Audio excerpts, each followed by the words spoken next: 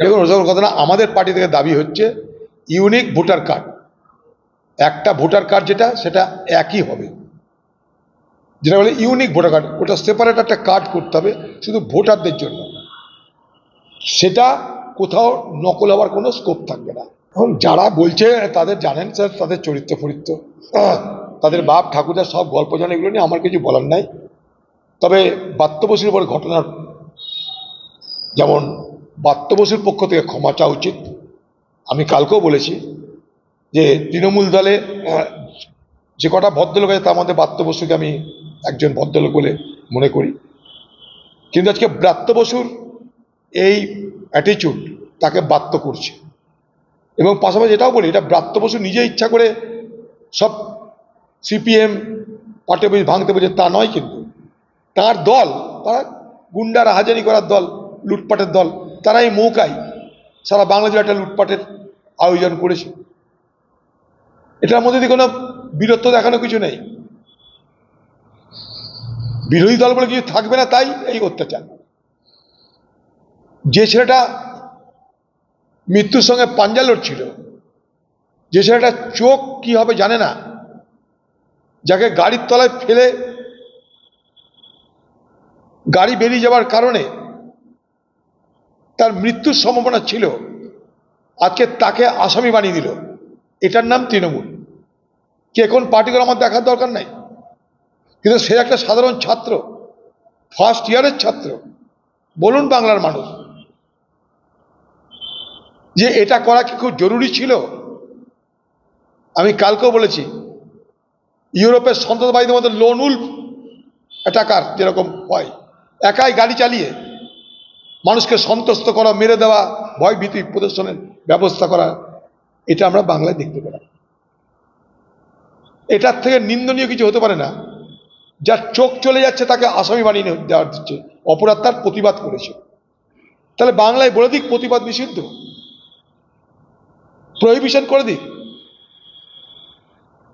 বাংলার মুখ্যমন্ত্রী এ নির্দয় নিষ্ঠুর নির্মম অত্যাচার আপনি বন্ধ করুন। দিদি কংগ্রেসের প্রতিবাদ দেখে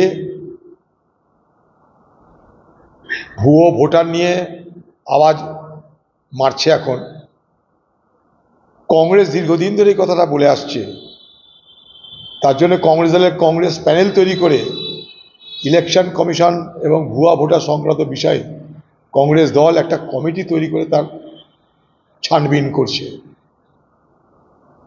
আর এ বাংলায় তৃণমূল যেটা করছে সেটা কংগ্রেসের এই উদ্যোগ দেখে নিজেরা ভাবছে আমাদের পিছিয়ে থাকলে, দূরে থাকলে হবে না, তাই ভুয়া ভোটারের কথা তারা বলছে। হতে পারে ভুয়া ভোটার, এটা আমরা দীর্ঘদিন ধরে বলে চলেছি, আজকে নয়, এতদিন কিন্তু তৃণমূল বলেনি, লক্ষ্য করবেন এটা। আর দ্বিতীয় কথা হচ্ছে যে এ মনে করুন ভুয়ো ভোটার অন্য রাজ্যে থাকবে, তার কি মানা আছে? শুধু এই রাজ্যে কি ভুয়ো ভোটার একাধিক কাণ্ডে নেই, একটা এপিক কার্ডে? সেটার কি খোঁজ করছে তৃণমূল?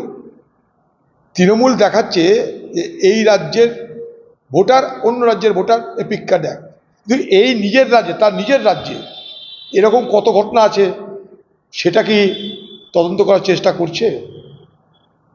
তাই জন্যেই গোটা ব্যাপারটার মধ্যে জল মেশানো আছে।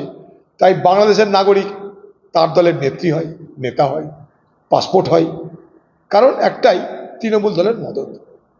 আপনি যেটা বললেন যে তার এই রাজ্যে কি একই এপিক নাম্বার, সেরকম একটা ঘটনা ঘটেছে কালীগঞ্জের পঞ্চায়েত সমিতির যে তৃণমূলের সভাপতি রয়েছে শেফালি খাতুন, তার দুটো জায়গায়। কি বললাম? এটাই তো বলছি আমি, যে তুমি অন্যকে চোর বলছো ভালো কথা, অন্য ত্রুটি আছে ভালো কথা, তোমার নিজের ঘর দেখো। এ কথা কংগ্রেস দীর্ঘদিন ধরে বলে চলেছে, তাই জন্য কংগ্রেসের বিরুদ্ধে কত রকমের অভিযোগ, ভোটে জিততে না পারে এই বলে তাই বলে বলে, কিন্তু আমরা ভোটে হারা যেতে নয়, আমরা চাই নির্বাচনের স্বচ্ছতা। এ বাংলায় সেটা নেই। শুধু একটা এপিক কার্ড বা ভোটার লিস্ট নয়, এ বাংলায় মানুষের ভোট দেওয়ার অধিকারটা কেড়ে নিয়েছে এখানকার তৃণমূল পার্টি। অন্য ত্রুটি আছে ভালো কথা, তোমার নিজের ঘর দেখো। এ কথা কংগ্রেস দীর্ঘদিন ধরে বলে চলেছে, তাই জন্য কংগ্রেসের বিরুদ্ধে কত রকমের অভিযোগ, ভোটে জিততে না পারে এই বলে তাই বলে বলে, কিন্তু আমরা ভোটে হারা যেতে নয়, আমরা চাই নির্বাচনের স্বচ্ছতা। এ বাংলায় সেটা নেই। শুধু একটা এপিক কার্ড বা ভোটার লিস্ট নয়, এ বাংলায় মানুষের ভোট দেওয়ার অধিকারটা কেড়ে নিয়েছে এখানকার তৃণমূল পার্টি।